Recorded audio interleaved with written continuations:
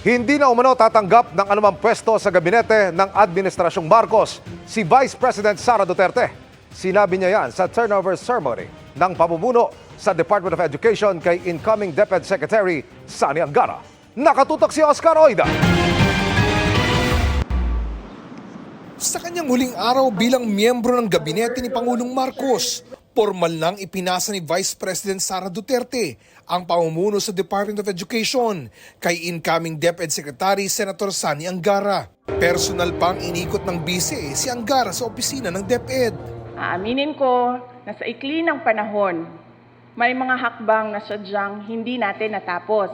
Nais kong ipaubaya ito sa ating susunod na kalihim ng kagawaran. Education is a pillar of our nation's progress. Sama-sama tayong magtulungan upang iangat ang antas ng edukasyon sa bansa patungo sa bagong Pilipinas. Bukas na magiging epektibo ang pagbibitiw ni VP Sara bilang miyembro ng gabinete. Isang buwan matapos niya itong i-anunsyo noong Hunyo. Kanina, ikinwento niya ang rason sa pagbibitiw.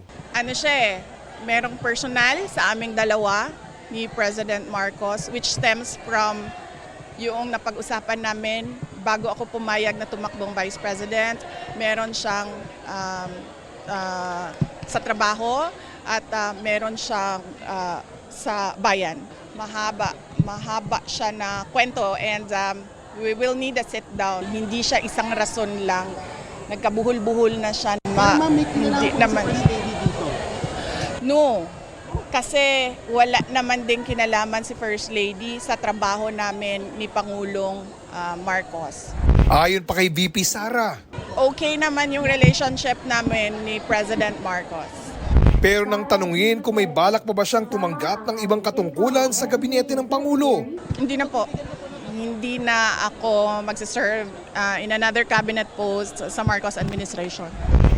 Natanong din si VP Sara sa kung sino ang susuportahan niya sa midterm elections.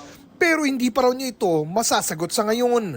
Pareho ng araw niyang natanggihan sinang Pangulong Marcos at dating Pangulong Duterte. Kailangan ko kasi muna pag-isipan kung ano yung direction ko sa midterm elections sa susunod na taon. Kaya hindi pa ako handa na sumagot sa kanilang dalawa kung anong gagawin for the midterm elections.